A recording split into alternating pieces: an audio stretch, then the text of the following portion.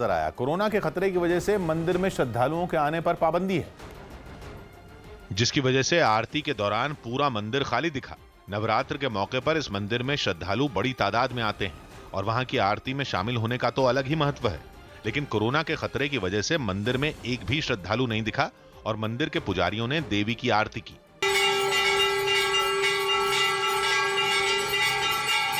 देश के दूसरे मंदिरों की तरह इस मंदिर में भी पुलिस वाले तैनात दिखे। हालांकि मौका नवरात्र का है, लिहाजा उन्होंने माता का आशीर्वाद भी लिया। दिल्ली के घिटोरनी इलाके में कई एनजीओ और सोसाइटी के लोग कोरोना के खतरे से बचने के लिए आगे आए हैं और एनजीओ और सोसाइटी से जुड़े लोग पूरे इलाके में पहले और सैनिटाइज करके लोगों को घर में ही रहने की सलाह दी और तापमान की भी लोगों की जांच पड़ताल की। इस वक्त मैं मौजूद हूँ दिल्ली के घिटोरनी इलाके में और कई ऐसी सोसाइटीज़ हैं जो कि निकली हैं अब इलाकों में और वो इलाकों को सैनिटाइज कर रही है। साथ ही साथ लोगों के घरों में जाकर टेम्परेचर चेक कर रही है। आप देखें यहाँ पर तस्वीरों में कि किस तरीके से जो सोसाइटीज़ हैं अब वो पूरे इलाके को हर जगह सैनिटाइज कर रही है यहाँ तस्वीरों में। और तो दूसरी तरफ टेम्परेचर चेक भी लगातार सभी दुकानों में, सभी इलाकों के घरों में जाकर किया जा रहा है। यहाँ पर यहाँ आप तस्वीरों में देख सकते हैं कि कई यहाँ पर एक शख्स है, आप देखिए किस तरीके से लेके वो टेम्परेचर चेक भी यहाँ पर किया जा रहा है।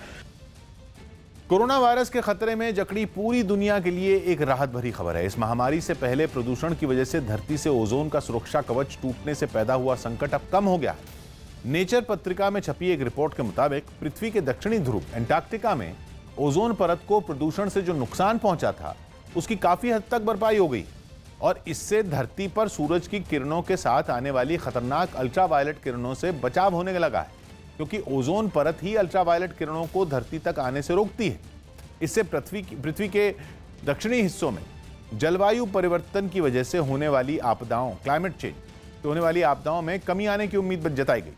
बताया गया कि ओजोन को खत्म करने वाले केमिकल के अंधाधुंध इस्तेमाल की वजह से 1982 में पृथ्वी के वायुमंडल में मौजूद ओजोन परत में बड़ा छेद हो गया था, जिसके बाद दुनिया भर के देशों ने 1987 में ओजोन परत को नुकसान पहुंचाने वाले केमिकल का इस्तेमाल कम से कम करने का वादा किया था। चंडीगढ़ में कर्फ्यू और लॉकडाउन के दौरान सड़क पर निकल रहे लोगों पर अब चंडीगढ़ पुलिस ने सख्ती दिखानी शुरू कर दी है। चंडीगढ़ में जगह जगह सड़क पर निकल रही गाड़ियों को रोका जा रहा है, उनसे पूछताछ की जा रही है और जो लोग सही वजह नहीं बता पा रहे हैं, पुलिस उन्हें वापस घर जाने की चेतावनी भी दे रही। चंडीगढ़ में कर्फ्यू और लॉकडाउन के दौरान चंडीगढ़ पुलिस लगातार सख्ती कर रही है। चंडीगढ़ की सड़कों पर जो भी लोग निकल रहे हैं उनसे पूछा जा रहा है कि आखिरकार क्या वजह है कि आप अपने घरों से बाहर निकले हैं। कोई उचित कारण बता पा रहा है तभी उसको आगे निकलने की परमिशन दी जा रही है। सख्ती इसलिए की जा रही है कि लोग लॉकडाउन के नियमों का पालन नहीं कर रहे हैं, अपने घरों से बेवजह बाहर निकल रहे हैं। जबकि चंडीगढ़ पुलिस का कहना है कि जब तक आपको कोई बहुत इमरजेंसी वाला काम ना हो, कोई ऐसी ज़रूरत ना पड़ जाए कि आपका घर से बाहर निकलना ज़रूरी है, तब तक आप घर से बाहर ना निकलें। चंडीगढ़ में अगर आप निकलेंगे तो इसी तरह चंडीगढ़ की सड़कों पर पुलिसकर्मी दिखाई देंगे। सड़क के बीचों बीच वो खड़े हैं और लगातार ये पता कर रहे हैं कि लोग आखिरकार अपनी गाड़ियां लेकर सड़कों से क्यों गुजर रहे हैं, क्या वजह है। जो ज़रूरी सामान की गाड़ियां हैं, जैसे अभी देखिए फल और सब्जी की एक गाड़ी थी, उसको जाने दिया गया है, जबकि दूसरी गाड़ी को रोक दिया गया है। तो ये चंडीगढ़ पुलिस की कोशिश है, वो लगातार ये प्रयास कर रहे हैं कि किसी भी हाल में जो कर्फ्यू और लॉकडाउन के नियम तय किए गए हैं केंद्र सरकार के द्वारा, उनका चंडीगढ़ में उल्लंघन ना हो।